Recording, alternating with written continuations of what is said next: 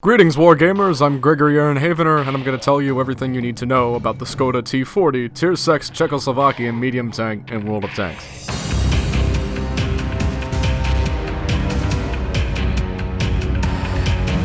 Like how the Chinook preceded the Japanese tree and the Matilda Black Prince preceded the British tree, the Skoda T-40 precedes the Czechoslovakian tanks coming in Update 9.13.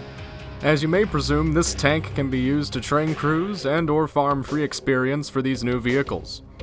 To that end, the Skoda T-40 represents the Czechoslovakian tech tree rather well, albeit what's being introduced is more like a tech line than a tech tree. Many of these new tanks blend characteristics of German and Soviet design philosophy, the T-40 showing a sort of midway convergence like this sloped armor, which resembles the T-34 to a certain point, and this distinctly German, conical-shaped gun mantlet. The history of the T-40 is fairly straightforward though. It was meant to serve as Czechoslovakia's main medium tank, but the nation would go on to arm its military primarily with Soviet-designed equipment instead.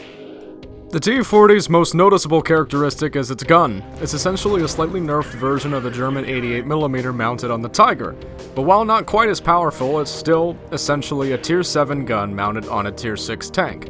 It has a healthy amount of alpha and DPM, with adequate penetration values, and the ability to use heat rounds. But a good driver can work around that other bit about the penetration, in part to the T-40's decent mobility.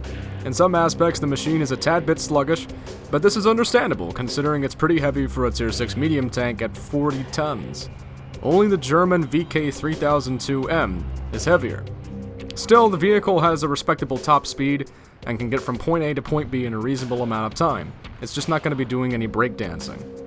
In terms of mobility then, it's somewhere in between what one would find in the T-34-85 and the Easy-8 Sherman. The armor isn't really noticeable despite being sloped in places though, and it's very prone to ammo rack explosions. Something to keep in mind if you see enemy guns bearing your way. Playing the T-40 then requires its driver to think of it as a sort of support tank with the ability to flex to fill in gaps if it's necessary. It can go reasonably fast in a straight line, so it's important to put this vehicle in a position that's going to allow the driver to maximize the potential of its gun. It needs to get the most out of that gun's alpha because that's arguably this tank's strongest point. For instance, you can go to a key active spotting area of the map to get a general idea of where the enemy is going, and then act accordingly.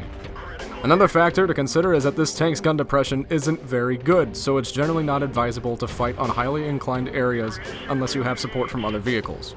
While the penetration values of this tank's standard rounds aren't particularly outstanding, if you've got a shot at the side or rear of an enemy, that won't really matter.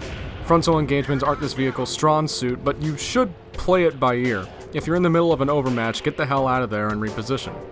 This ineffectiveness at fighting head-on becomes prevalent in games when you're bottom tier, and in those cases you'll need to play this vehicle more like a support tank. Situations in which this tank can flank its opponents are where it works best. If it helps the gun do more damage, it's probably worth mounting on this machine. You really can't go wrong with gun rammer, vents, and coated optics. Gun rammer and vents will both help you get the most out of your gun, and coated optics is helpful for getting early spots as opposed to binos, which would require you to sit still and get shot full of holes more than likely. As far as crew skills are concerned, as always, get Sixth Sense or you're kind of a dumbass. Once that's out of the way, again, focus on skills that optimize the gun like Snapshot and Smooth Ride. The Skoda T-40 is a surprisingly potent machine in the right hands. It's mobile enough to mitigate the effects of some of its less desirable characteristics through good damage characteristics. It's also a bit of a novelty for World of Tanks. The Czech engineers of old made a good array of potent war machines that were considered good enough by the Nazi army, and while Czechoslovakia would go on to be armed primarily with Soviet tech, the T-40 represents a portion of thought within the country that showed an interesting part of the history of tank development, a merger of German and Russian design philosophy. It's fitting that this vehicle will precede the upcoming Czechoslovakian tanks. If you like this video, be sure to subscribe for more content like this. I'll most certainly be covering the upcoming Czechoslovakian medium tanks when they come in 9.13. I'm Gregor Thanks so much for watching.